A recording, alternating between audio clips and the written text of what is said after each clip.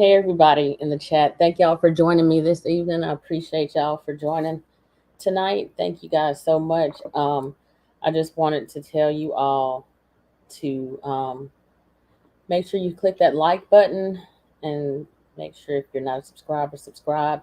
Got a good show coming up for y'all tonight. I have Barton on the show tonight as my guest, Barton Nunnelly, and we'll have Joe Barker also as a guest on the show tonight.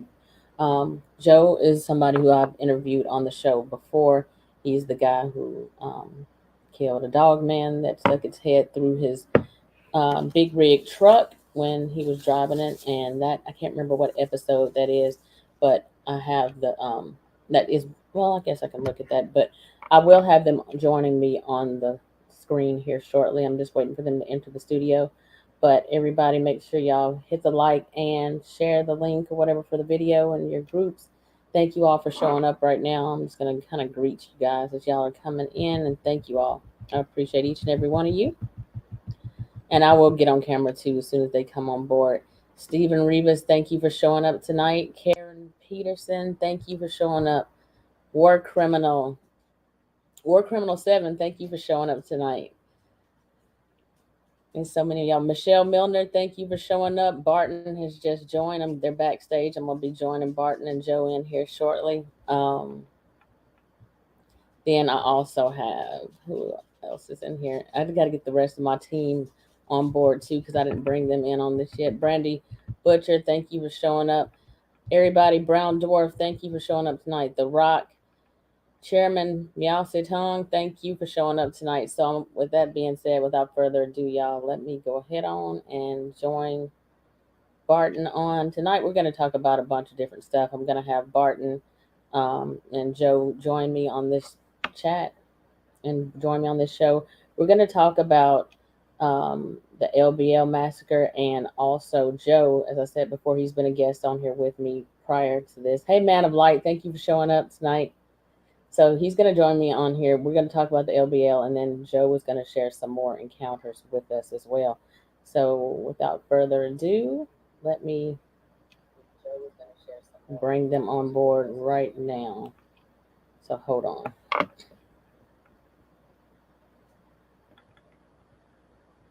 Okay. Let me greet everybody in there. Hey, Barton, thank you for joining me tonight. Hey, Betty, how are you? I'm good. I'm glad to have you on board with me tonight, as always. Glad to be here. Bring on Joe. Hey, Joe, thank you for joining.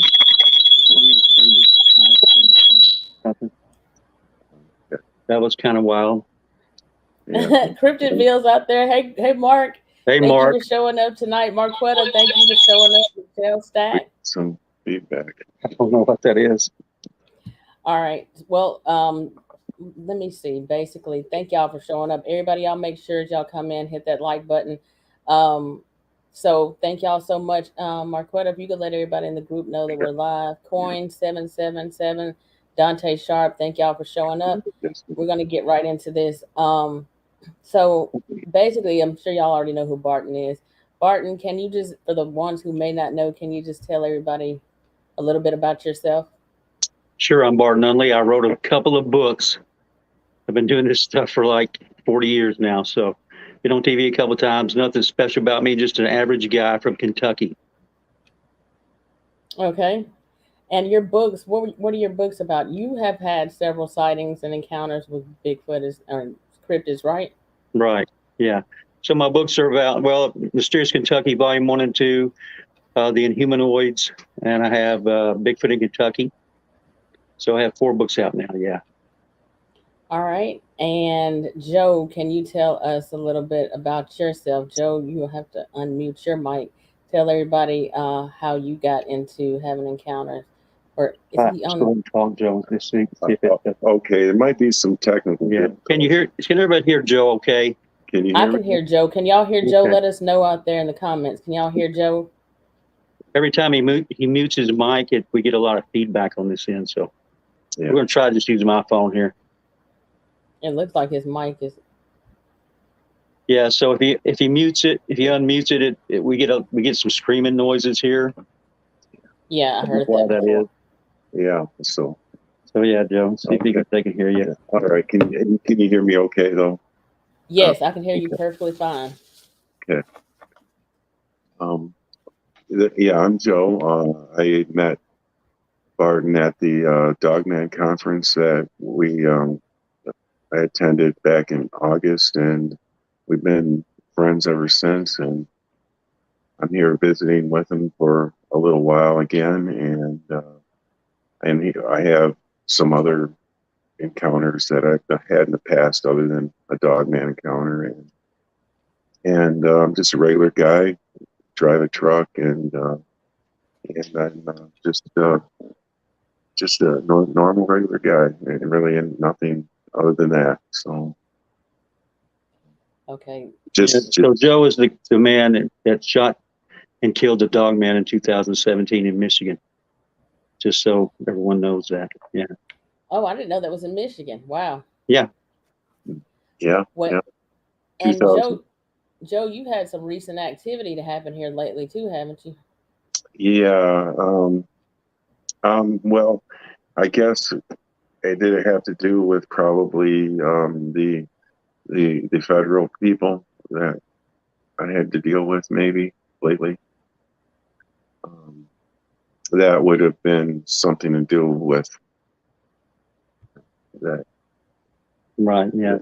That I took care of, but a little sensitive. But yeah, I got the weapon back and just recently. So yeah, everything's good though.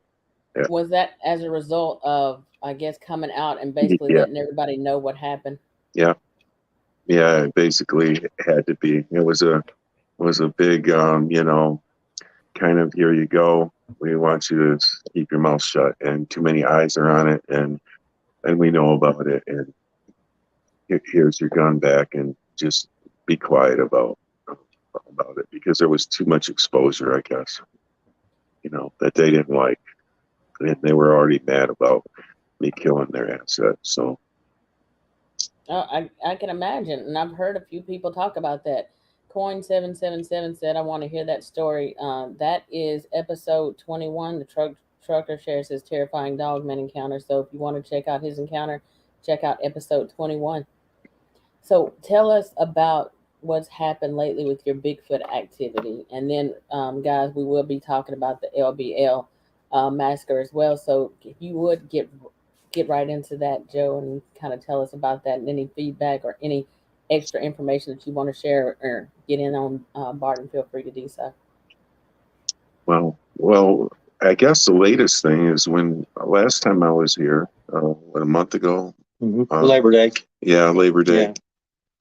We went out to an area that Barton, I guess, knows Bigfoot frequent, and Sure. and we went out there, and he did a few calls, and there was 4 of us out there: Barton, his wife, me, and Jenny, and we heard it from 2 different directions, some kind of a chatter, and English babble. Is what it sounded like, really deep, and maybe an owl beat. It sounded like an owl, but Right. Just so everybody knows, I didn't go out there screaming like Bigfoot or anything. I just imitated a barred owl a couple of times, and we had some responses back, So, and that's when they heard that. So I used to sing for a heavy metal band back in the 80s for 7 or 8 years. So my hearing ain't not perfect, to say the least, but everyone else in the group but me heard this. So yeah, his hearing wasn't so well. So he didn't hear it, but all the other 3 of us that were there heard it in 2 different directions. So we probably were surrounded, probably. And but that was a little bit exciting to hear some vocalizations that were a language of some kind, obviously.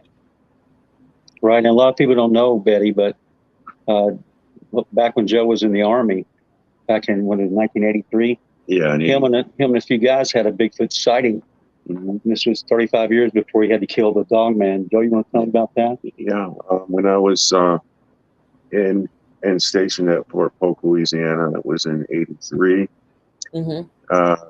Me and and four other guys. We were out on the weekend just messing around deep in the woods, just playing around, letting off steam. And we were climbing those skinny pine trees that go really high up without any branches until you get to the, maybe 20 feet up, and then they bend over and you let yourself down close. I ride the trees down to the ground and then let the tree go. And then just let the tree go, Right. And they snap back up and violently. And we were doing that. We were young, playing around and just making a lot of noise. And we're in the middle of the woods. We don't even know where we're at. And I think what we did, well, Bigfoot came out as we were going deeper into the woods and stopped us from going any further. And he looked human. He was black with some red tint to it, maybe a dark brown with some red tint. It was daytime, about 3 p.m. And he was rocking back and forth, probably 30 yards away at the furthest, I guess he was from us. And he was twitching his fingers, and he had his mouth open enough to where we could see his teeth that were kind of like ours, squared. He looked like a primitive human. He had a beard, no mustache, kind of his beard down to his chest.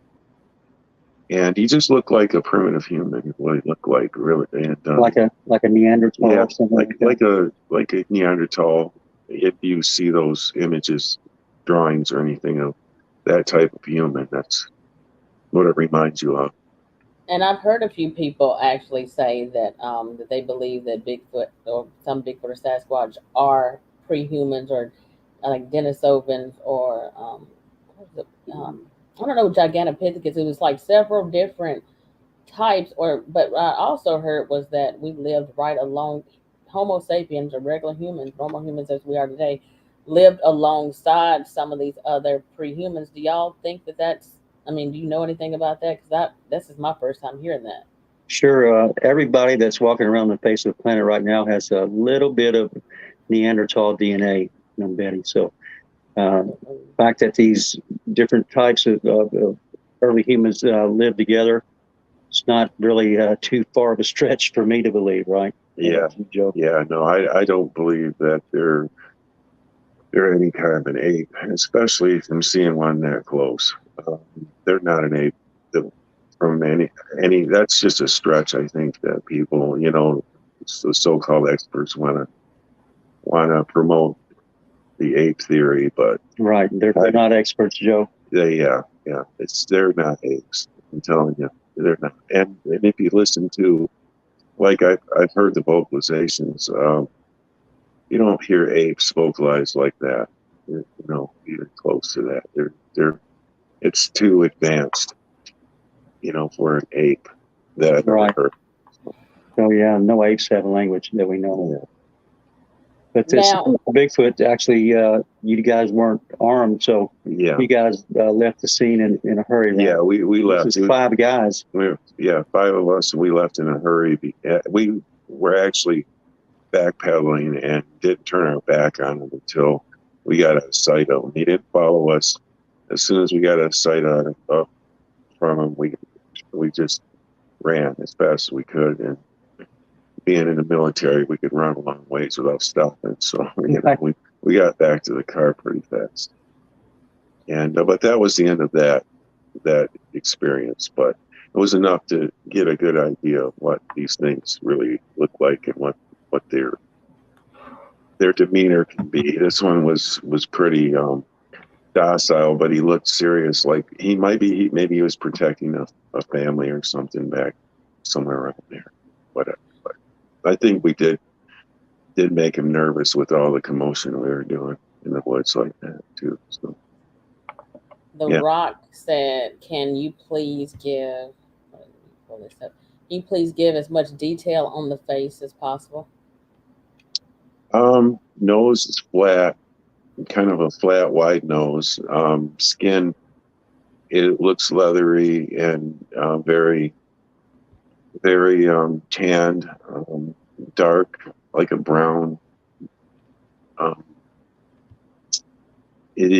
couldn't see any ears. There was genitals. There was hair around that, and looked very human-like.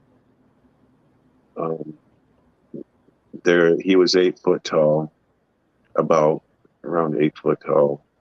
Say about probably 600 pounds, probably 550, 600, somewhere in there. Probably about maybe 4 foot wide. Probably it was really wide At the show. at the shoulders. Yeah, neck. Teeth looked like chiclets. Big, Yes, square square, teeth. blocky teeth. The fingers look like bananas. Just big, Oh my thick God. fingers. It looked like, I didn't notice in fingernails, but I think there was. Seemed like it to me anyway. His fingers were kind of twitching, and he acted like he was nervous, but he didn't really seem like he was going to attack us. He just was giving us a signal to not come any further, I guess, by stepping out and letting us know that we're not welcome any further back there. So Now, let me see. The Rock also said, "Did it look like Patty from the Patterson Gimlin film?" no, the head was not cone shaped. The head was round. Did not look like that one at all, really. So I think it has to be a different, type of Bigfoot than that one.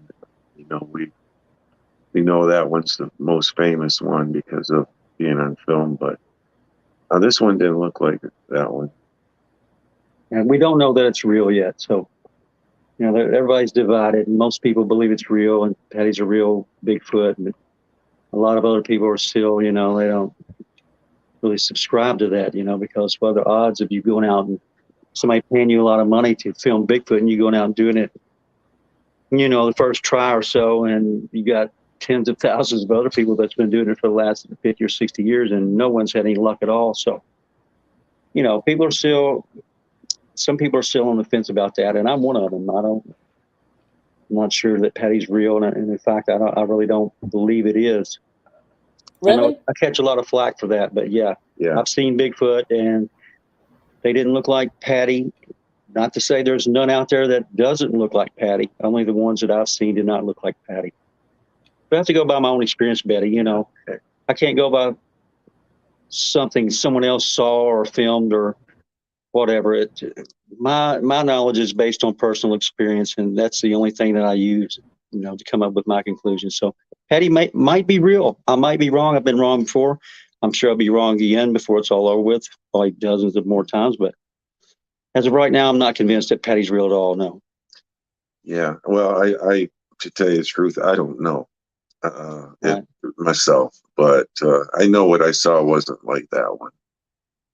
So, and the Dogman that I saw wasn't like the ones that you see depicted in a lot of other things either. And Bart just sketched the one that I saw actually today. Yeah, I just started on some sketches of that, and Yeah. hopefully I'll have a finished drawing soon. Yeah. So yeah, there's probably so many different types of these cryptids that maybe no two look alike anyway. Right, could be. And so I think that everybody's description is probably a lot of times unique to them because it might be like us. We don't all look alike either, as people. So there's going to be variations. Yeah. So that's what I think. But that's my opinion. Right. Well, the reason I think Patty might not be authentic is because when I was young, growing up, I wanted to be a comic book artist, and I would study the anatomy of all the animals and people, and I'd learn to draw the correct musculature of everyone. And One of my favorite comic strips was Tarzan. So I learned how to draw apes and chimps and gorillas, and there's a lot of musculature and that shows in the Patty film, especially on her right arm and her right leg, that doesn't really match anything that I've ever studied. So I know there's a crease or a line at the very top of Patty's right leg, is where it joins the hip. There's a horizontal straight line, and I've never seen that in any primate before. So, who knows? It looked like hip waders to me under the costume, and everyone can, they swear they see muscles moving and all that stuff, and I don't see that. I don't see a butt crack. So, I mean, every primate has a butt crack, right? Except for Patty. Is that the deal? I mean, who knows? Yeah. Is that your basis for deciding for the Patty? not just the butt crack, but she does not have a butt crack, and that's a red flag for me. Well, maybe that is hilarious, Barton. Maybe it's just covered up fur. Well, you can see it pretty plainly, and like I say, I could be wrong, but to me, it doesn't strike me as true. And then when I see Bob Hieronymus walk, people say you can't duplicate that gait. It's an inhuman gait, and that's not true at all. Bob Hieronymus duplicates that gait every time he takes a step. You've ever seen the guy who claimed to be wearing that suit that they never paid? Just watch him walk, and he looks just like the Patty walk to me. Have you ever seen him do that, Joe? Yeah.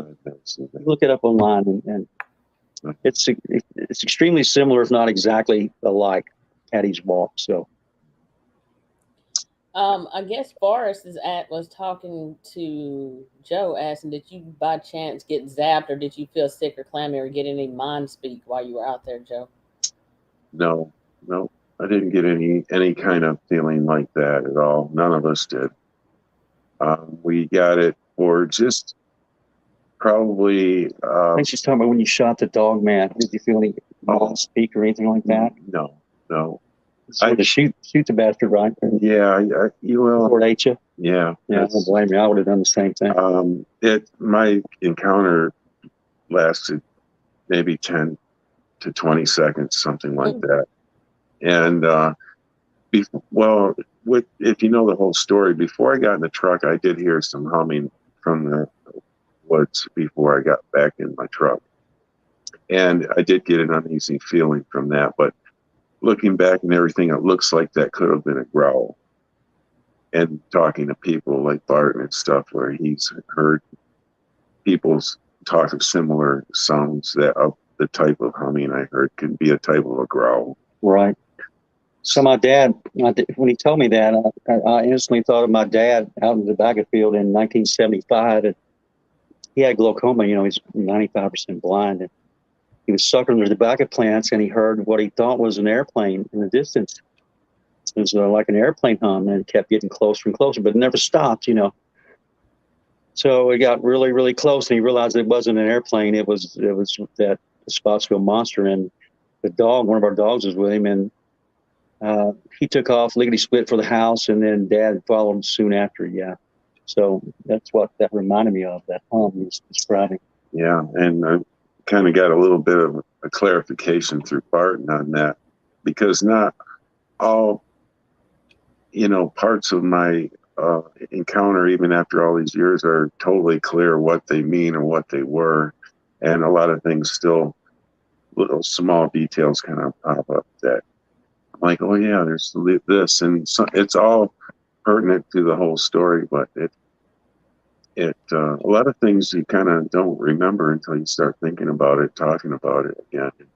These little things pop up that it was this and it was that, and it all adds to the buildup of the whole thing, because I was a little bit nervous for whatever reason, I don't know, and that could have been part of why. And another thing is, I thought I was seeing a black bear in the shadows, and which is still a little bit nerve-wracking to begin with. Right. Even just a black bear. So that's one reason why I hurried up and got back in the truck, is I thought I was dealing with a bear, not 1,000-pound werewolf, but anyway, that's how that it went, and took care And I of know it. during that episode, you said that you ended up when you turned back around to go back to see the body after it hit the ground, like when it stuck its head went through your big rig window, like you ended up getting further down the road and were able to turn around and go back with that Dogman encounter. And when you got back, how long did it take you to get back to that point? Because just that quick that you were there, just that fast, the body was already gone. Yeah, it was 4 or 5 minutes. It wasn't even 5 minutes by the time I got back there because I was trying to run it down, and it was gone. But I'm gonna give your listeners a little sneak peek at this sketch. Hopefully, they can see what this thing's face looked like. Let me move that. Can you guys see that? Can you put it a little closer, Barton? Sure. Yeah, and over yes, right there. That's what the Dogman looked like that he saw that stuck its head through the window. That's right. That's a rough sketch right now. Yeah, Oh that's my just a God. preliminary. It's like a note. I do little sketches like notes before I try to do the final illustration. So that's one of my notes. Yeah, it took us 2 or 3 hours to get that face exactly right, and he was wanting the angle of the muzzle exactly right, and the length, and the size of the eyes and teeth. So, what would you say, Joe? It's 99% right. I'd say it's 99%. Yeah, right now. It's a rough sketch still, but it's so close that I'm going to make it 100% when I'm done. Yeah. We spent time in tweaking it little by little, and it's pretty close. I wouldn't be surprised if it's 99% right now. Real quick, I just wanted to say, hey, D.A. Roberts is in the chat. Thank you, D.A. Roberts, for showing Hey, up DA, tonight. how you doing, buddy? The pink Dahlia's out there. Hi, Jenny. She's in my living room right now, actually. Yep. Letitia, thank y'all for showing up. Hi, Betty. And Dark Woods, I'm thanking all y'all for showing up right now. The Rock wants to know, and The Rock, I don't know if you listen to some of my shows or not, but The Rock's asking, have you guys heard the metal sound in the woods like a dumpster closing? I've talked to Barton about that several times, and I think I may have brought it up to Joe also before when I was at Barton's house, but I've brought that sound up, and Kumbo has heard it when he was with me at my parents' house, and Martin Groves also talked about that sound. Have you, Barton or Joe, have y'all heard that sound? I haven't heard it myself personally, Betty. No, I have not. I have not either. No, I have not heard that sound that other people have talked about. But I think that tell The Rock I love his movies, and I'm looking forward to his new one. But I think the sound that everyone's hearing, the large metallic sound, are secret metal doors opening and closing. That's portals. I've heard people say, and I've heard that. And portals, portals, I don't know, make any sound, Betty. I've talked to a lot of people that's seen things step in and out of portals, and they've never described any sound at all in relation to that. So who knows? Who knows what it is? I personally believe it's some kind of secret door opening, closing, but everything's really speculation at this point. So if anybody says, I know this and I know that, then you probably need to take whatever they say with a grain of salt, because no one really knows anything. There's no experts. I know one thing. I don't know what it is, but that sound is extremely loud. And yes, The Rock, I've heard that metallic sound on at least, I'm going to say 3 occasions. And oh, wow. The sound is really, really loud. And it was interesting. I'm glad that I got to hear it when Kumbo was there, because somebody else got to witness that except for me. And it was so loud. And like the way I like to describe that sound is if you take one of those big industrial size dumpsters like you have at apartment complexes or restaurants, those big metal ones, and you take that and you just lift it up in the air like several thousand feet in the air and drop it down on the concrete below, but it has to be like dropped from several 100,000 feet or whatever. It's that loud. And when we heard this, me and Kumbo are in the woods and we looked at each other. But before that sound actually happened, it was interesting because while we were back there, the hair stood up on both of our arms. And Kumbo and me, we kind of looked at each other, and I said, do you feel that? He said, yeah, we're being watched. He said, they don't want us back here. And as soon as the words left his mouth, that sound came, and it was creepy. And he said, "Yeah, let's leave this area." We left. And it's crazy because normally any rational person would have left and not gone any further. We went deeper into the woods. It's crazy. But I wanted. I don't know. I just felt safe at that moment because there was somebody else with me at that moment to actually go back there on that land. But it was just interesting too because, like I said, Coonbo, not just Coonbo, but Martin Groves mentioned it on. He mentioned it at the conference at Josh's Paranormal Roundtable Dogman conference, and he also Right. mentioned it on American Werewolf documentary. That if y'all hadn't seen the American Werewolf, I think you can watch that. I can't remember if it's on Peacock. I think it's on Peacock or Tubi. You can watch it for free there. That is a really awesome documentary that y'all got to check out. Elijah Henderson's on it. Martin Groves, and I think there might be a few. Was Lyle Blackburn on that? No, He wasn't. no, but he was at the Jefferson Bigfoot conference Yeah. this past week, and I got to hang with him a little bit. Letitia and I got to hang with him and Ken and Sibylla Christine Irwin, now she's actually working on another sketch for Joe right now. And then we're going to compare them when she gets done. She's a super talented artist, and she actually goes around, doing this stuff for anyone who basically contacts her and wants her to do it. So, yeah, it's going to be interesting to compare our final drawings with each other and see, what we've done there. Yeah, it's going to be good. And getting a good perspective on the size, I think, is also important too. Yeah. Because if we get some kind of a scale of some type, right, some kind. Yeah, he says the size of this was just so immense that people don't really comprehend, how tall 10-foot tall is, and 1,000 pounds. It's a super huge animal that he shot and killed. And so, yeah, maybe I can put something in for scale in the picture. Yeah. Right. Yeah. He said the head was as big as his window, and the thing's That's hands terrifying. were as wide as his steering wheel. So, huge, huge creature. And I just hope the ones down in LBL are not that big. Yeah. Yeah. I hope not either. That's They're a terrifying. little smaller than that. I might Well, be in trouble. Joe, the Pink Dahlia said the rock. She was talking to the rock, but she said we heard 4 metal sounds in the middle of the swamp the night we heard the Bigfoot talking here in Kentucky. Yeah. Yeah, that sounded like something hitting a empty soda can. I heard it myself. I don't know what it was, but certainly wasn't huge, loud, clamorous, explosive type sound. It was like a gentle rapping on a soda can. So I don't know what that was. I have no idea. It was metallic, but it Definitely metallic. It wasn't that kind of a sound we're hearing that other people are describing, though. It wasn't quite that. Nothing loud.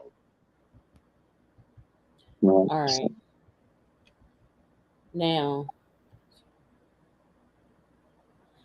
Man of Light had a question for you, Joe. He says, I guess he's asking about that dog man. Where did you shoot it at? Where on the body did you shoot it, and what size gun? He's a little bit behind, isn't he, Betty? He's behind. That's it. Yeah. Yeah, it was in the eye, right in the eye orbit of the eye, The eye socket. eye socket. It was a brain hit. It was a neurological hit because when the dog man went down, I could see in my mirror that he was stiff. His limbs are all straight and rigid. So that indicates, that you have the brain hit, Right. that's what I've always found hunting too.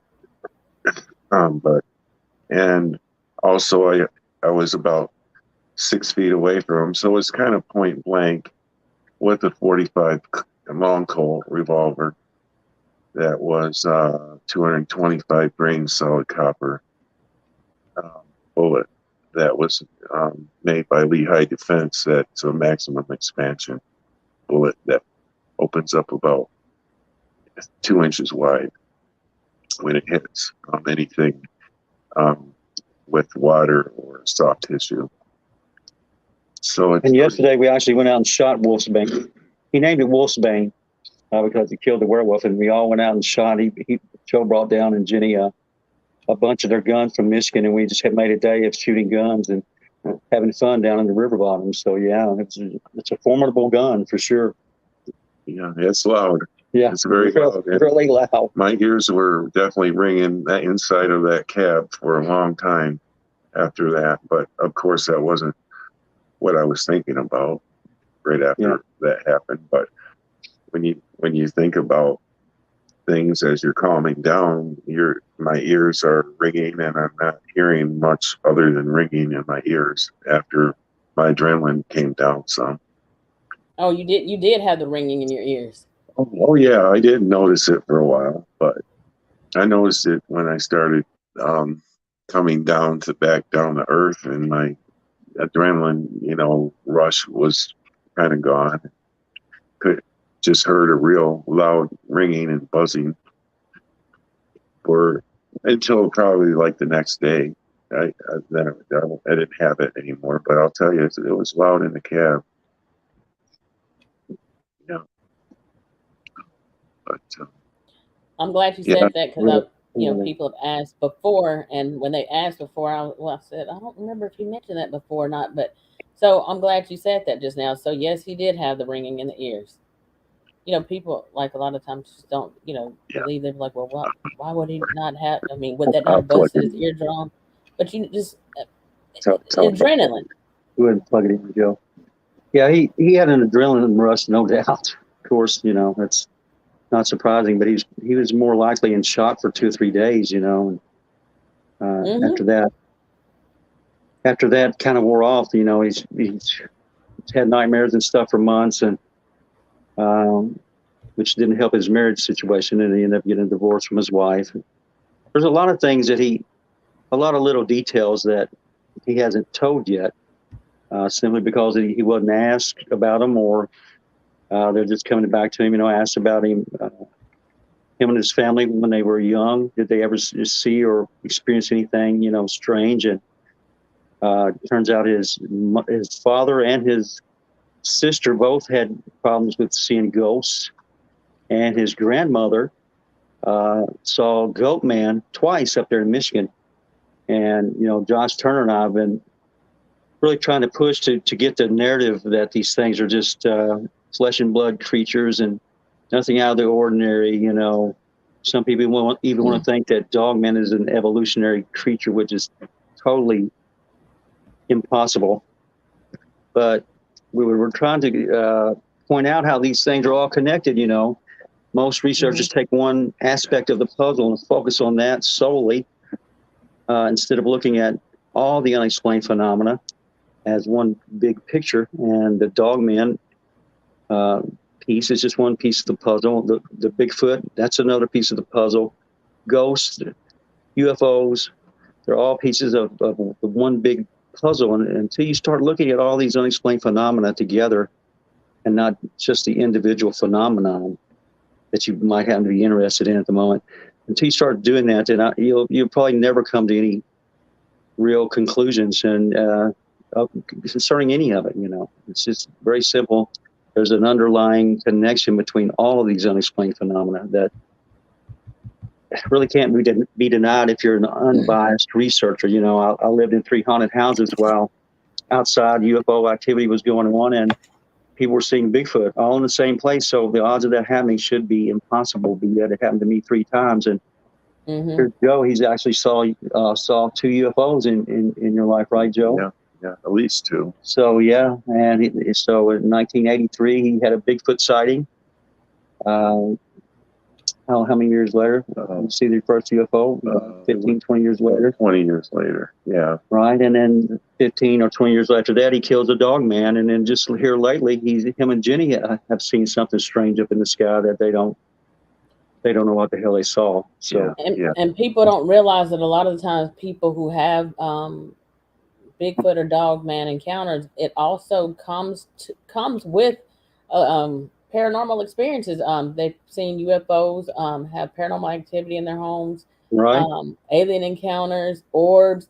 There's a lot of stuff that goes together with it. And I've heard quite a few people talk about this now. So I think that there's a correlation with it. And it's part of the reason also why I say that I feel like there's more than meets the eye when it comes to these things. I don't think it's just only flesh and blood. I feel like that there's a supernatural aspect to these creatures.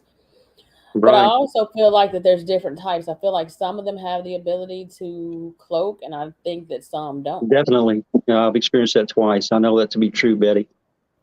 And I don't care how many people laugh when I say it. Uh, Bigfoot and these other humanoid creatures have the power and ability to become invisible to the naked eye. And not Absolutely. only that, they have the power and ability to totally transport themselves away from any given location that they're at. And who knows where they go to, but they go somewhere and they're not where they're supposed to be. So I know that's true. And I've been saying that since the 1980s, but mostly people just laugh and think I'm crazy or whatever. But I've ran into here lately. I've ran into a lot of people that have had similar experiences, and it's really.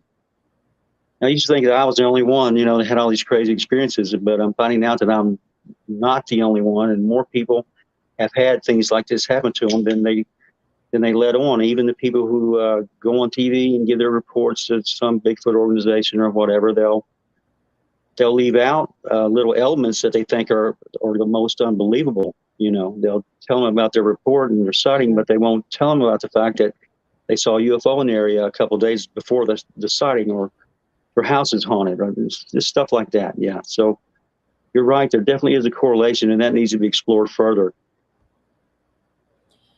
Now, people are still down there talking about those metallic sounds. I also remember on Missing 411, the hunted or missing hunters. On that one, I think one of the first stories on there was about Tom Messick. He went missing, and when Tom Messick went missing, his one of his friends that was talking about him was talking about that when they were out there searching for him in the woods, um, that he heard this loud metallic sound, and I can't remember if he compared it to like sound like I guess like a doorway from a shipping yard, or I don't know exactly what it was. I'm gonna have to watch that again, but I think one of the people in one of my chats before had actually mentioned that sound, and I wanted to go watch it. But very interesting. I just wanted to bring that up. I don't know what that sound is, why it's so loud.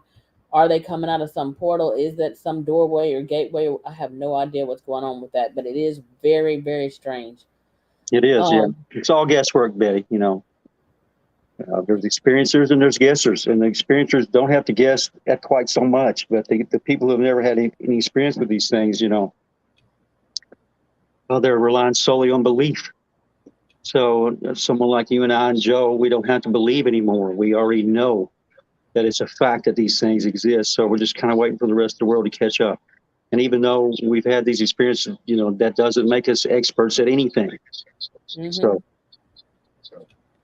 Barton, like I wanted to bring up the LBL case. Like, yeah, that's one of the most popular cases. Yes, if you want to get into like attacks and stuff like that when it comes to right. Dogman and Bigfoot. Do you believe that to be, I mean, for those who, first of all, I guess we can kind of go into that for the people. Most people probably already heard it, but for the audience that's out there listening right now, can you tell people a little bit about where the LBL, if in case, just kind of break that down and explain what happened with the LBL attacks, what that is, when it was, all that good stuff. Yeah, so LBL stands for Land Between the Lakes, and it's in southern Kentucky, and some of it's in northern Tennessee. And you got a lag. So yeah,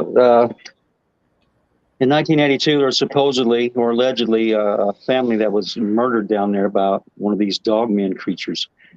And I went down there in 2007 to interview the woman who told the story, and I sketched the picture for that. She'd also seen the thing herself. They come up on her and one of her cousins and nieces at their home there in Grand Rivers. So uh, there's really no proof. Like I say, there's no proof of anything, but I can't find any proof that corroborates that the story happened, other than people have heard about it and people have, they talked about it, they remember it, but there's no official proof that anything like that's ever happened. And it's really up to the viewer to believe for themselves, what happened down there. I personally believe that it is true. So Martin Groves got up at the Dogman Conference, the first annual Paranormal Roundtable Presents Dogman Conference last August. and he's a retired deputy sheriff of 32 years, and he told us all that the Robertson County Police Department knew of at least 18 individuals that have been killed down in the LBL by these creatures. So if you can't take someone's word like that, and you can't take a word of someone like that, I don't know who you can trust. So this Martin, he's an extremely nice fellow. You met him, Betty.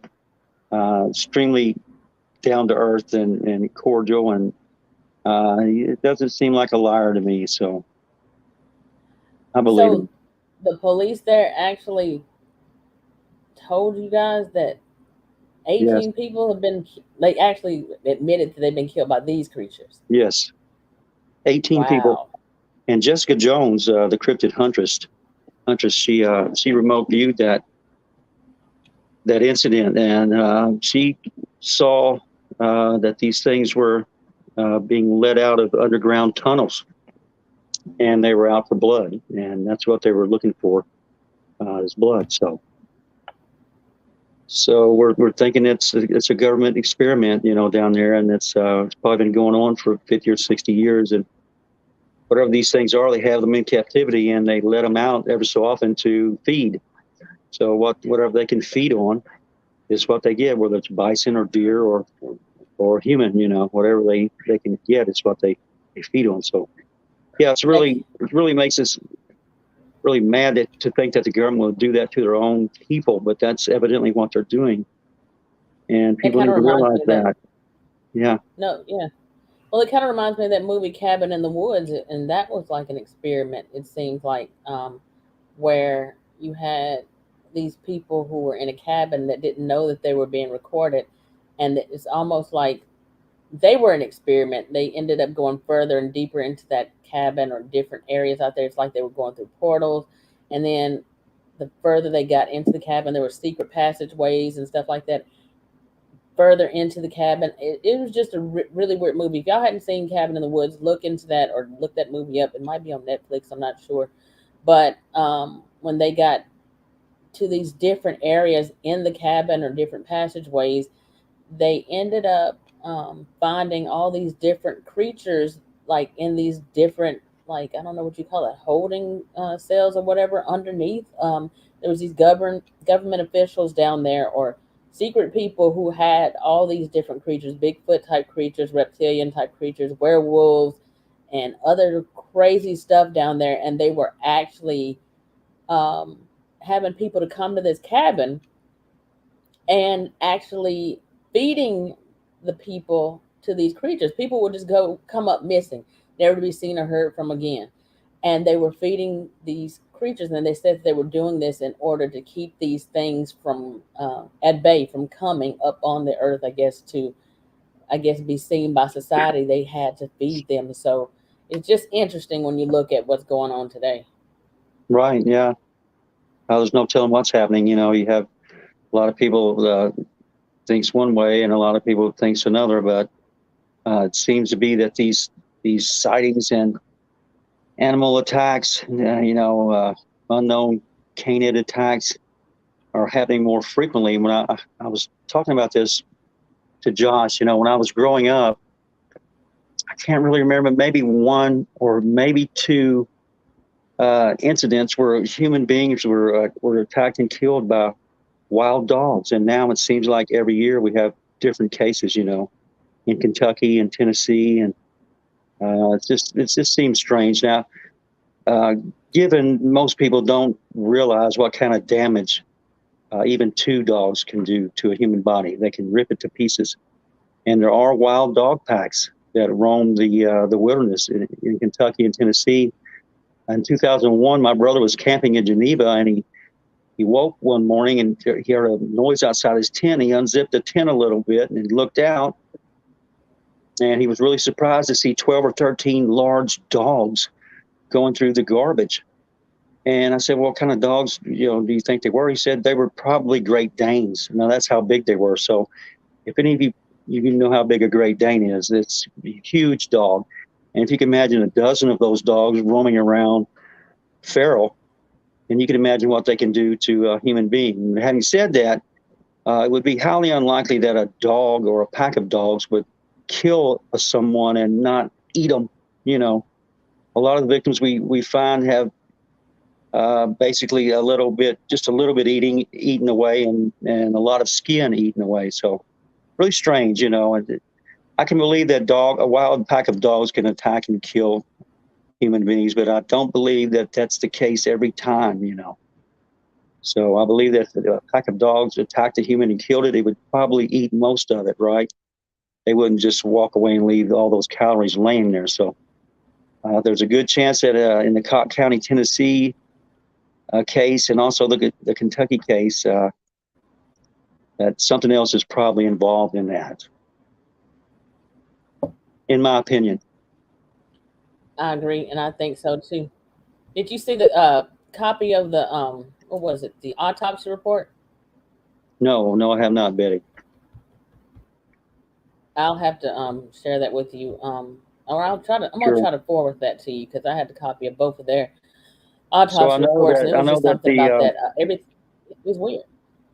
yeah, in that Go ahead. case, I know that the woman, one of the victims, lived for like 5 days, and everyone she talked to, from the EMTs in the ambulance to the emergency room physician to the surgeons who worked on her, were all put under gag orders not to talk about this. And that's the same thing that happened in the Godsey case in Kentucky. Everyone involved were put under gag orders where they're not allowed to speak. So that's a red flag there. I mean, if your loved one got killed by a pack of wild dogs, well, okay, that's unfortunate and tragic, but why can't you talk about it? You know, telling people not to talk about it, it just raises more questions, and it just seems to me a strange thing to do. And if I had someone killed by a wild dog or wild dogs and tell me not to talk about it, I don't think I would go along with that very easily or very quietly. Oh no. Well, I didn't know the Corey Godsey case. Can Yeah, you go over the Corey Godsey case real quick for those who don't know what that was about? That was in Kentucky. Can you tell them yeah, what that was a happened couple in years that case? ago. Yeah, it was a couple years ago, and the 13-year-old Corey Godsey was found mauled to death and dragged about 600 feet up a mountainside, but not eaten. And they said that they found a pack of wild dogs in the area. Of course, the authorities are going to say that, but it doesn't seem like a wild dog attack to me. And like I say, his whole family was put under a gag order. Why, I don't know. There was, from what I've heard, there was inhumanoid activity in the area.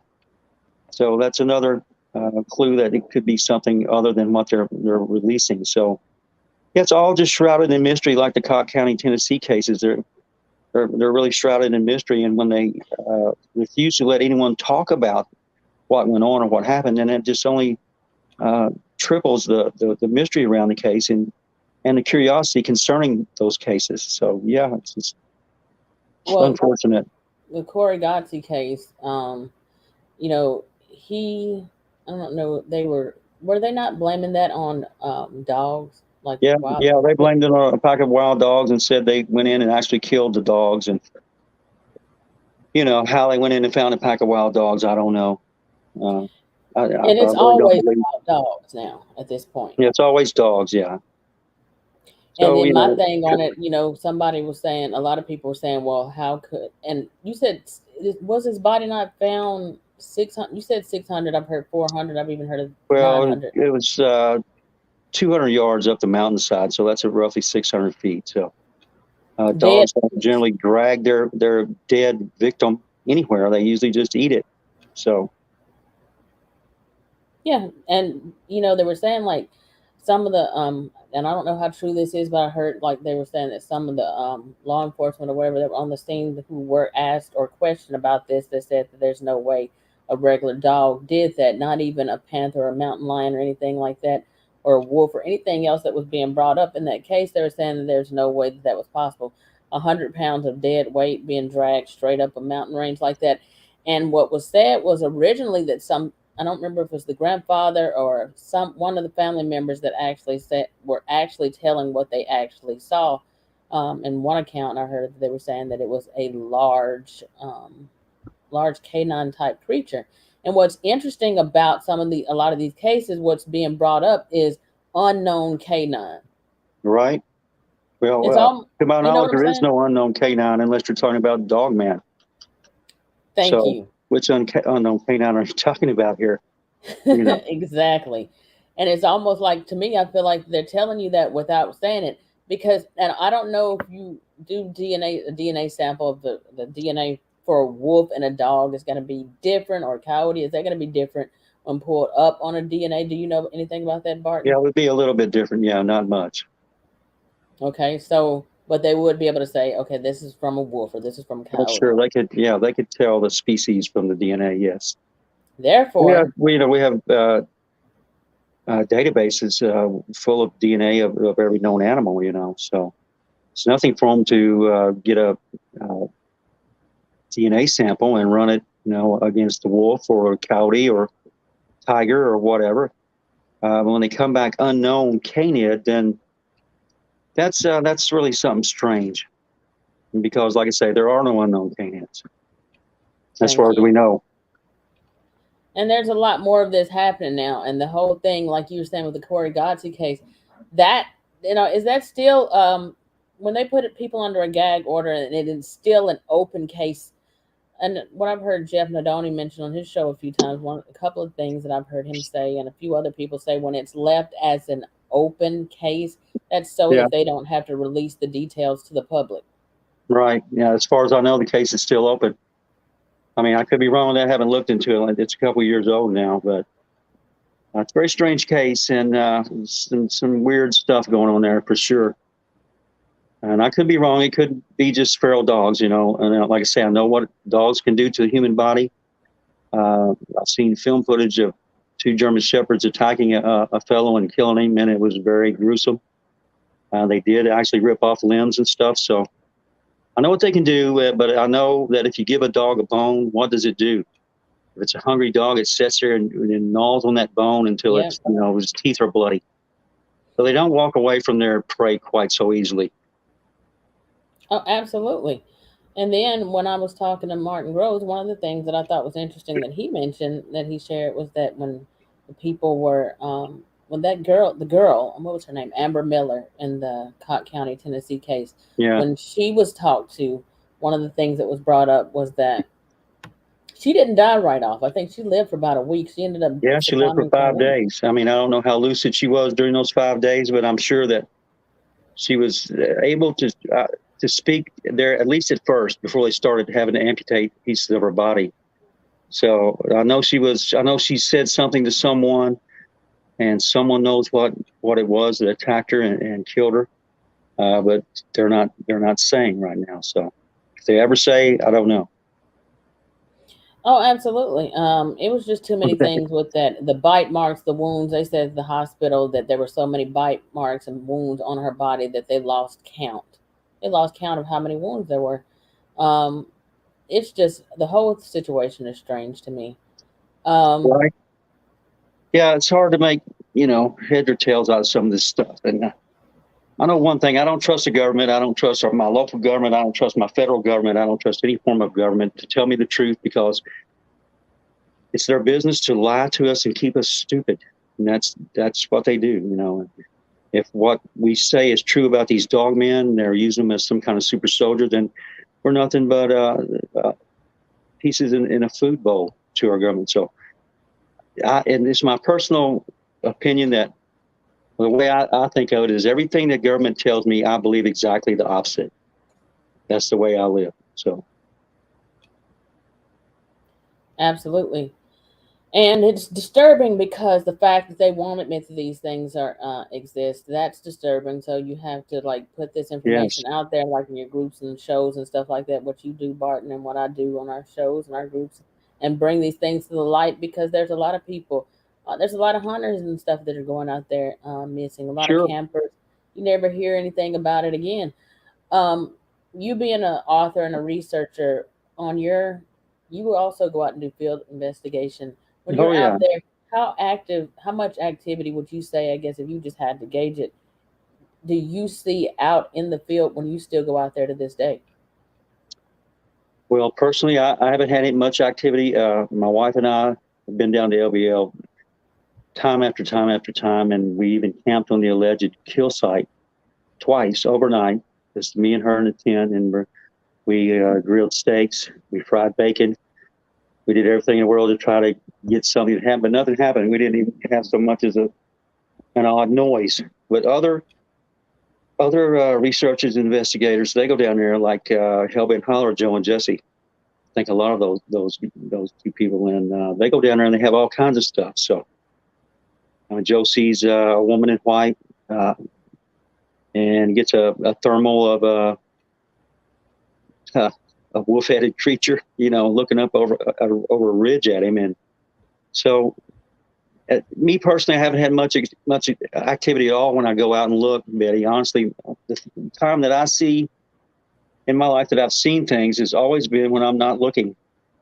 I've had countless expeditions all over Kentucky, and I've never really had any luck at all. But when I'm out fishing or hunting or arrowhead hunting like that, something like that, that's when it happens, when you're least expecting it and you're totally not ready. And just last summer, Letitia and I and another one of my friends were walking down a creek, and this dog came up out of the creek. It was probably about 50 feet away from us, but it looked more like a hyena, and it didn't have any hair at all on it. And it was the skin was really, really dark, like the blue dogs that come up out of Mexico. And we looked at it for a few seconds. Right. And we stood there looking at it for a few seconds, and I thought, what the hell? I've never seen that before. And it just hit me to take a picture of it, right? So I reached into my pocket and got my cell phone out and hit the button and powered up and swiped the screen, all that stuff you got to do before. And I hit the camera, and then as soon as I hold it up, it just takes off. So we probably looked at that thing for 30 seconds yet. There wasn't enough time for me to take a picture of it. When it finally dawned on me to take a picture, it was too late. So that's what usually happens. Things happen when you're not expecting it and you're not ready for it, and just time yourself. Everybody says, well, why don't you get a picture of it? Everybody's got cell phones. Well, time yourself taking out your cell phone and getting the camera up and actually pushing that camera button. See how long it takes you. If you have a sighting that only lasts 5 or 6 seconds, you're never gonna do it. So the camera phone argument is, it's kind of moot. It's a moot point, because you have to be really, really fast and ready to do that at a second's notice to get a picture of anything, Or go out with the camera on. Right. And it kind of makes me wonder, people talk about GoPro cams and stuff like that. I wonder, how police officers have those body cams. Yeah. You just went out there with that, body cams already on you, and the Dogman or Bigfoot or any cryptid or any of these creatures, they're not expecting that if you already go out there with it. They're expecting to see you lift that phone or lift up that gun because they know what those are.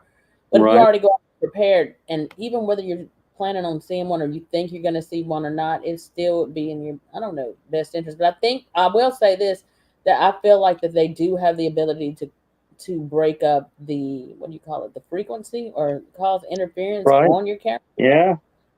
Well, I used trail cams for at least 2 decades, and I finally give that up. I got pictures of every native animal in Kentucky at one time or another, but never any humanoids, never any Bigfoot or Dogman or anything like that. But what I did find was that about 1 in every 150 or 200 pictures, I would get a unreadable data, and I plugged it in the computer, and then the next picture, the wind would blow a limb or something, and it would snap the picture, and the bait would be gone.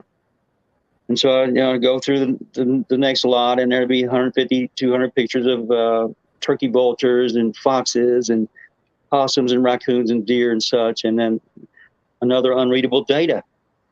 And then the bait would be gone in the next picture. So I finally just realized that these things are smarter than me, and I'm never going to get a picture of them on a trail cam.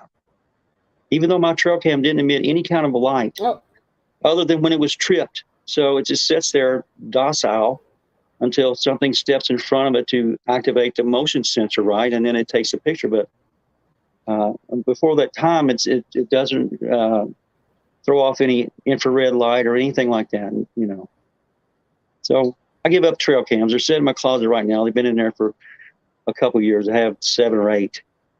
It's not. I just don't use them anymore. Now, me and my wife did have a really good idea to put. So we love to feed the birds and stuff, around here. So we got an idea to put the trail cam up at the bird feeder. Wow, huge success. We got hundreds and hundreds of pictures of birds eating. So yeah, that was the most excitement we've had with the trail camera in 15 years. They're smart enough. They know what those trail cameras are. There needs to be a better way. I don't know what it is. Evidently so. Yeah. Marion Nunn says, does the southern USA really have that many packs of wild dogs running around? Barton, on a regular basis here in Alabama, like I'm gonna be honest with you, we don't just see this kind of stuff just running around. Even down country roads, it's not like you just see a pack of wild dogs running around like that. Right. They're kind of rare, Betty, but they are there.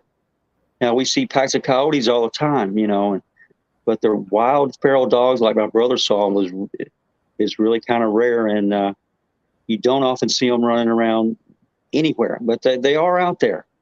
Just if you think Bigfoot's elusive, try going and take pictures of a wild pack of dogs and see how much luck you have. So yes, they are rare, but they're there. And to think that 12 or 13 Great Danes, got together and decided to go off and get wild and eat whatever they wanted is a scary thought.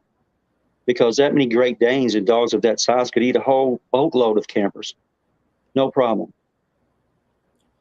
Man of Light Barton said, have you ever smelled a cigar smoke or very light smell in Dogman or Bigfoot areas? No. Greg, I don't know if you're still out there or not. But if you are, then he said no to that. No smell of cigar smoke. I do know that what I've heard that dogmen are attracted to tobacco smoke, and I don't know about Bigfoot, but have you heard anything like that, Barton?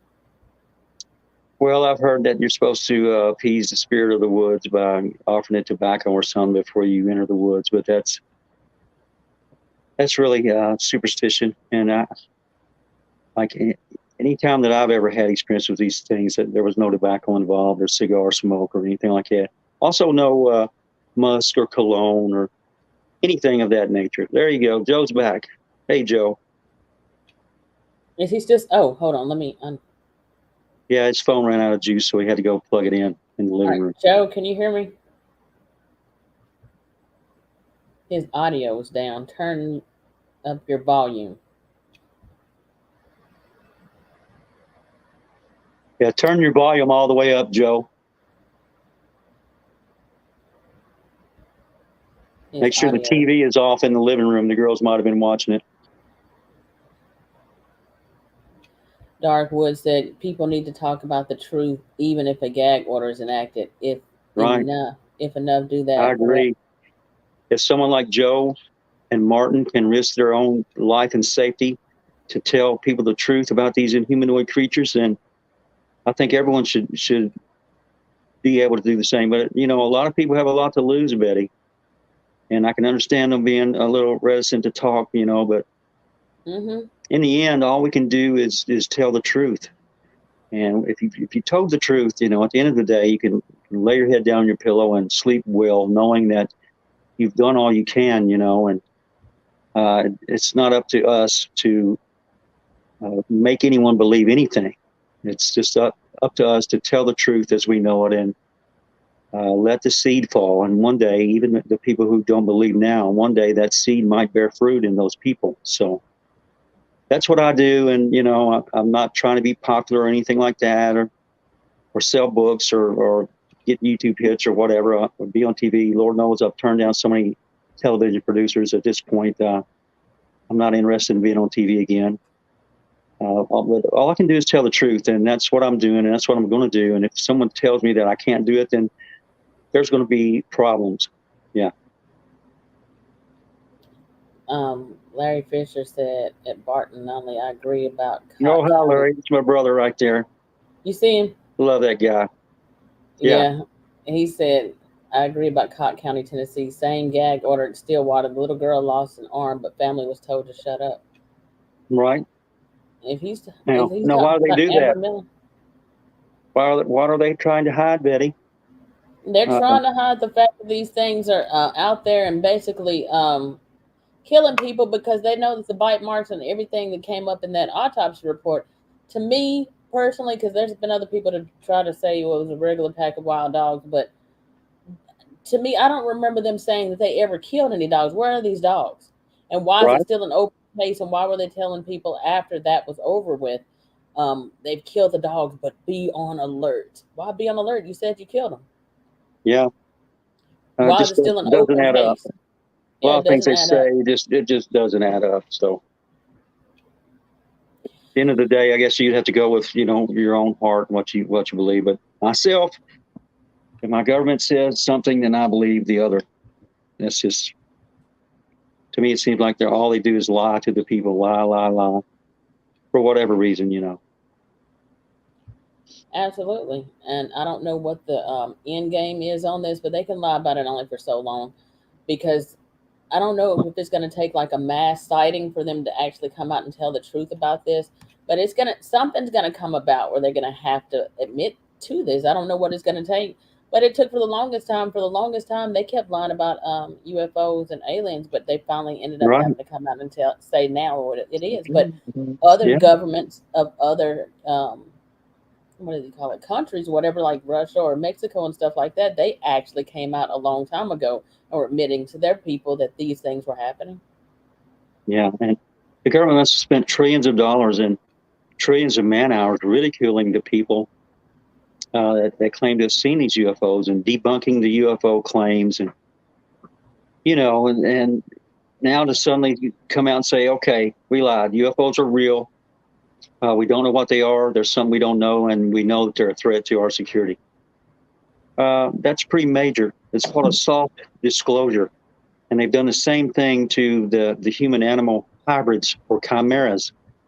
They tried to pass a bill last year that limiting the amount of human and animal DNA that they could combine, right? But the bill didn't pass. So as of right now, there's no limits to what they can do, what kind of experiments they can run. And to be honest, I believe they've been doing it ever since Operation Paperclip, back in the 40s, Mm-hmm. when they brought the Nazi scientists over from Germany to keep them from being involved in the Nuremberg trials. And so, yeah, the government's just so nefarious at this point. I can believe they're doing just about anything. And that's a soft disclosure on the ape man and the dog man and the moth man chimera type in humanoids. And then you have the portals and other dimensions. There was a time when if you thought Bigfoot or Dogman came from another dimension, you were just flat out ridiculed. Conspiracy Absolutely. theorists, blah blah blah, woo woo woo, what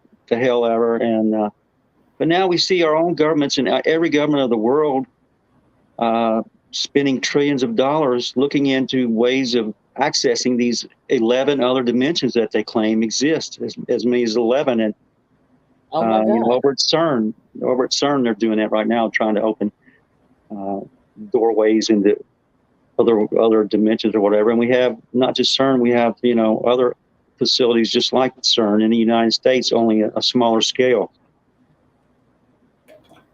So who knows what they're doing? You have the Mandela effects. The Mandela effects are just falling left and right. People are seeing things that they don't remember at all. And when we was down in Austin, Texas, with Josh and Ellie Turner, we was driving through a part of his old hometown, and the name was changed, and he said, "That's not how you spell that name." But sure enough, that was, yeah. So he remembered very clearly that it was a different spelling to the name of that little community, but now it's changed. So what are they doing over there at CERN? Who knows? And you know what was it? Stephen Hawking, was he a scientist? Stephen Hawking, the scientist, before he died, remember he ended up saying about Yes. what they were doing at CERN. He said they were open. I don't know if he said portals to hell, but he did actually say that what was coming through was something like some type of demonic type creatures. Didn't he come out and say that right Yeah, I before he believe he died? did. Yeah, I never followed Stephen Hawking too much because, unlike me, I'm a man of faith. I believe in God and the reality of God. Stephen Hawking, I don't think did, but he was a very brilliant man, and Mm-hmm. he did warn about the progress that we're making, especially when it comes to AI and stuff like that. So a lot of scientists are now dabbling in what used to be called woo or whatever, supernatural. And I believe one day that science will eventually catch up with the supernatural. And then both terms will cease to exist because we won't need either one of them anymore. I don't believe the supernatural exists, Betty, in the sense that no matter what we experience in this world, even the elements that we call supernatural now are really only part of the natural world that we don't understand, right? So one day we might come to understand these things, and we'll throw away that man-made label, supernatural. Barton, can you can you see the comments at all? No. Should I push the chat button? I mean, maybe I should do that. Yeah, do that and see what happens while you're on there. And let me know if you can see the comments as you go. Right. So I can't see any of them, Betty. Or if you can get Letitia to bring her phone in, you can kind of look, or somebody like where you can look at the chat. Okay, here we go. Yeah, so I can see the comments now, but I can't see you or any of the video. I can see you, and everybody else can still see you. I'm gonna take a quick bathroom break real quick, and I'm coming right back. If y'all want to continue to talk for just a few minutes, take some questions, and I'll be right back, Barton. Plus, okay, sure. All right, be right back. Right, Pink Dahlia, Jenny says, but we know for a fact that they are also assets, which is just damn creepier, I should say. Yeah. So yeah, that's what they called the creature that Joe shot and killed, an asset. So you have to ask yourself, what are they using these things for? You know. And the only possible answer could be either a super soldier type deal, or they're amassing enough to maybe release on their own public. So who knows what they're doing? You know, it's definitely not good, no matter what they're doing, and the government's very seldom up to any good. So yeah, you guys please hit the like button if you don't mind. Also, if you're not subscribed to Betty's channel, don't call her Betty. I call her Betty. Everyone else calls her Bettina. So if you're not subscribed, go ahead and subscribe to her, please. Help her out. She's really a good girl. She's doing real good work, and I'm really happy to know Betty, and I'm glad that I've got to meet her a couple of times now. She's a really great person. So Dave Everett, did I miss your thoughts on Roger's LBL side of the story? No, I haven't mentioned that yet, Dave. So Roger seems like I've been speaking to Roger for 2 years now, and he seems like a really nice guy, really honest, and I really haven't heard him say anything that makes me doubt that he's telling the truth. You know, his story hasn't changed in 2 years, and it's got a little bit more complicated, but the basic story hasn't changed. So I believe Roger. I believe he's a good person, and I know a lot of people don't. They don't believe him. They think he's just making something up and adding to the original Jan Thompson story, which is what most people do. But in Roger's case, I don't think that's what he's doing. He knows a little bit too much. And who am I to call anybody a liar? You know, I've had so many experiences of my own. I'm the last one that should be calling anyone a liar when it comes to these inhumanoids, really. Right. So. And I feel like when it comes down to it, I mean, it's too much. There's too many weird things that come with each person's encounter from one story to the next. How can anybody tell somebody else, well, your encounter didn't really happen? I don't believe it happened. You can't, you weren't there. And like I look at it, like you can't say, okay, well, this didn't happen. You would call somebody a liar on their encounters. What do you think about that? Joe, can you hear me? Yes, I can hear you. Can you hear me? Yes, I can hear you great. Okay, I'm just trying good. to say, you know, when it comes down to it, people want to call bullshit on people's encounters all the time, and I just don't think that it's right or necessary. Even within our own families, a lot of the times you have issues where people will try to discredit you, or even down when it comes to pictures and sharing stuff, information, videos, and if it's too good, it's a hoax or it's photoshopped. And so that's what got me to a point where I stopped sharing photos that I have of Dogman or anything like that. I stopped sharing them in the group as much. I might share some of them privately behind the scenes, but I just said, you know what? Some people just don't actually. I feel like some people don't actually deserve to. They don't deserve to see these pictures because they're not ready for it. And I just think that some people also. I don't know if it's. I'm not going to say jealousy. I think so many people want to see these things that it's. I don't know. It's almost like they go on attack mode for it. Yeah, They want to well, go into attack mode. the way I see it, it's not about people believing me or not. It's about people that want to know and know that there's a danger out there and they're ready for the information. Those are the ones that will gain from stories like mine. The other people, I guess it's wasted time, but that's going to be a given with just about anything.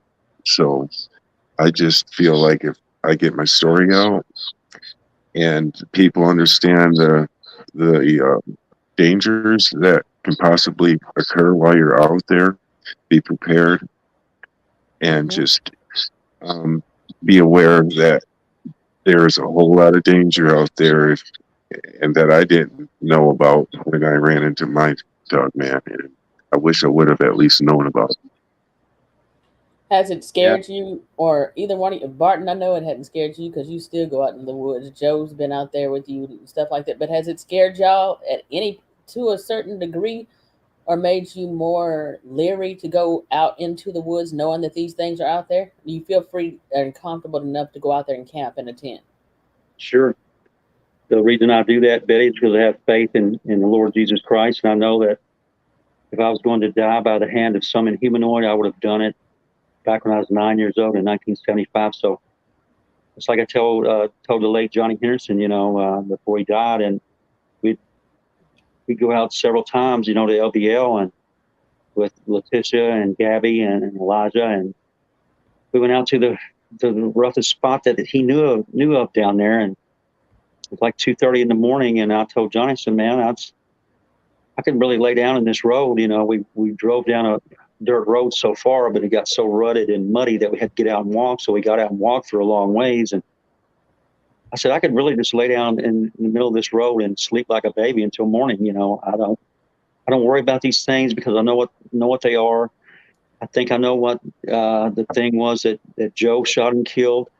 Now that's a little bit more of a worry, but I've never let anything. I've always been an outdoorsman. I love the outdoors. I'm really at home when I'm in the woods, and I've never let anything scare me out of the place that I think that I should be. So if these things don't want me around them, then they need to go away from me and not try to get me to leave. They did that once, and they're really good at what they do. But you know, uh, even after that, I was right back in the woods next week. So no, I've never been scared in the woods. No. And Man of Light, he's already answered that. Cigar or smoke smell while out in Dogman or Bigfoot territory. Um, so let me see. I'm just gonna make sure. I'm gonna take a few more questions, y'all, and we're gonna shut it down for the night. Betty, you look very Sharon, beautiful tonight. Let me say that. You sure thank look, you, Barton. sure look pretty. Thank you so much. You're I welcome. try. I'm up here like suffering right now. I've got a migraine headache, and I'm like, oh my god, my head's been hurting for days. That's why I Yes, keep squinting Sharon, the at the government camera. is watching me, and not only me, but a lot of my friends that I talk to. We're all having problems with our electronic devices. Any ideas that we come up with that are really original and haven't been tried before, we seem to be they seem to be one step ahead of us, right? So Joe Hmm. and Jesse, and we're all going down to LBL as soon as the first frost hits. And I came up with a really ingenious plan to get these dogmen to come up. They had went down there previously and found a boneyard, and I watched their video on YouTube. If you haven't done that, I really suggest you do that. But they found a boneyard up by this old substation or water uh, pump station or something, and it was just littered with bones, and not just small bones, but very, very large, substantial sized bones. And I was talking to Joe on the phone one night that we should break up a lot of those bones and wait till about midnight and build us a big fire and start throwing those bones in the fire, right? And that way, if the things in the area, they're going to smell the scent that they've already smelled and think, oh, I already ate this animal. What's going on? Why am I smelling it again right now? And I was hoping that that would bring them up into stored range.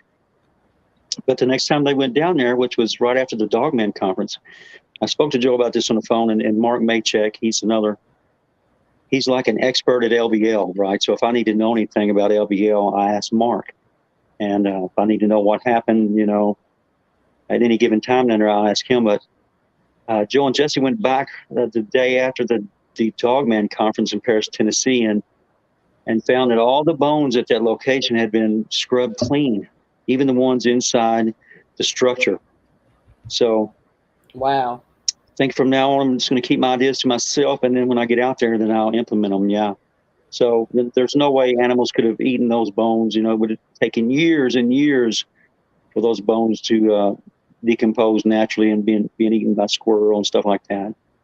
And this was like one season removed from them finding the bones and them going back and finding that there were no bones anymore. So, yeah, I do believe we're being watched and listened to, and you know, I really don't care. I'm going to keep doing what I do. I've been doing it since 2005, and I've really not had any problems. But I realize that there's people in high places that don't like what people like me are doing. So it's fine if you go out and say that Bigfoot is an ape, because that's what they want you to say. That's what they want you to believe, because it's not the truth. But people like me and several others, you know, we don't uphold that narrative that they're trying to spoon feed everybody. And we know that's not the truth. We know differently. So it's people like us that they do sort of put us under a microscope, if you will. But yeah, it's troubling at times. But so far, you know, all's been good. Now, what did I want to say to you real quick, Barton? Forrest, I don't believe these things migrate at all, period. I guess I can ask this to you or Joe. Joe, and I ask each one of you. Yeah. Do you believe the dogmen migrate to the northern states in the fall or winter? And I don't know what the Sabe. What is that? The Sabe? Is that the Sasquatch? Is that what you're talking about? The Sabe move out, whatever that is? It's another name that people have started to call Bigfoot. And I think that mostly the people who watch Steve Isidol on YouTube. But no, I don't believe that I don't believe that either the Dogmen or the Bigfoot migrate at all. They have no need to. So here in Kentucky, we have the largest underground cavern system in the world, and it stays 52 degrees year round. So if they don't want to be up here walking around, all they have to do is find the nearest entrance to the cave system, and they're gone from our site. And they, you know, Spotsville Monster's been here since at least 1935, and it's never left. We have winter sightings, we have summer sightings, all the different seasons, you know. So I don't believe they migrate at all. And I believe that if you try to impose a migratory behavior pattern on these things, then you're trying to impose a natural animal behavioral trait onto something that's not a natural animal. So, yeah, don't believe they migrate. What do you think about that, Joe? No, I don't think so either. Not from the experience I've seen with these things either. They seem to be wherever they want to be, whenever they want to be, any time of year. No, I think they're just wherever, whenever. They don't migrate. I don't believe either. Okay, let me see. All right, y'all, we're getting ready to shut it down. We're about an hour and a half. I am going to have both Barton and Joe back on again. And I also have some other amazing shows and guests. Barton is a member of the group. And also, Barton has his own group and his own YouTube channel as well. So any questions y'all have, tag Barton. If you're in my group, tag Barton in the comments. And actually, I'm going to... Oh, Martin Groves is out there, y'all. Oh, hi, Martin. How you doing, Barton. bud? Hey, Martin. Oh, Yeah, that's we so were just nice. talking Thank about you you for the showing other up. night. Yeah, that's great. I can't believe it. I'm so excited. He showed up. Martin Groves, y'all. That's the guy who I was talking about before, and I can't remember. Let me go look and see his episode. This was a great episode. Joe's episode was a great episode. Also, I'm gonna make sure y'all check those out, and I'm also gonna Barton's YouTube channel is what's it? Tell them about your YouTube channel and the name of it, Barton. It's in Humanoids with Barton Nunnelly. Yeah, and it's just started out, so I'm trying to grow it. If you guys don't mind, come on in and subscribe to me. And I've got 4 videos up so far, and I'm going to try to do another one very soon. So maybe get one in time for Halloween. And yeah, have a lot of fun. Just come check us out if you haven't. Absolutely. I'm gonna go over to your channel real quick, and I want to pull it up so I can make sure that I share that link. Thanks, Betty. I appreciate that. Absolutely. And y'all, Barton has a great channel, so y'all make sure y'all go over and like, share, comment, and subscribe whenever he puts videos out. So I'm going to copy the link and share that in my chat right now. And y'all make sure, and his Facebook group is also the same name. So if you're Yes. interested in joining his group, that's also in Humanoids with Barton Nunnelly also. And I'm going to share his link right now in the chat, so you definitely want to go check him out. And how many books have you got out there now, Barton? I got 4. I'm working on the 5th one, and maybe I'll get done with it this year. I'm hoping to, but yeah, only 4 so far. Okay, so y'all definitely check his stuff out. Check out the group. I just posted the link to his YouTube channel in the description below. I don't think I put anything on it. So let me put that in Barton in Humanoids. Barton Nunnelly. Let me just put this down there real quick. Barton, do you have any closing words, anything that you wanted to say? Yeah, just be careful when you're going out to these places like the national parks.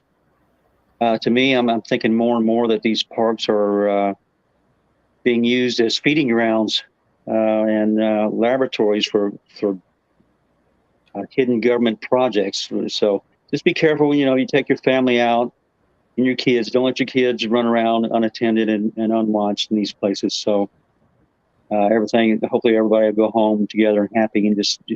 And also, I'd like to say, don't let these things scare you out of enjoying God's creation. So the outdoors and nature is the most therapeutic place that you can go. Fishing or hunting or something like that out in the woods. It's some of the most relaxing activities that you could ever do. So don't let these things scare you away from that. And you're meant to enjoy that. So when you're in those places, just be careful and keep in mind what could be out there. Just in case someone like me and Joe were right, which we already know we're right, but you might not. So just in case we are, take some precaution and be wary and be safe. Absolutely. And just y'all know, I've seen a few comments saying that I don't know why Amy's comments come up for review at all. I have no idea that she's not on any restriction. I have noticed that, and I've been like clicking on show her comments. Let me just check.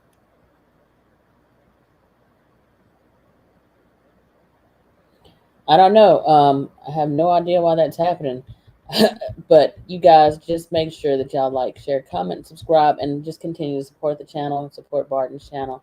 Check us out. You'll see both guys again. Any questions that you have, if you go over and that didn't get answered tonight, then you can go over to Inhumanoids of Barton Nunnelly on Facebook and ask questions there. Or you can, because I posted the video over in his group and my group, so y'all can go there and post any questions below the video that you want, or in the comments below this video after the show is over with. And if you have any questions, and Barton will get back to you on it. Other than that, y'all, thank you. And thanks, guys, for showing up tonight and sharing your stories. Thank My you. pleasure. All Yeah, right, our pleasure, Betty. Thanks for having us. All right, y'all. Have a good night. You and we'll too. see y'all on the other side. All right. Bye. All right. Bye-bye. Good night.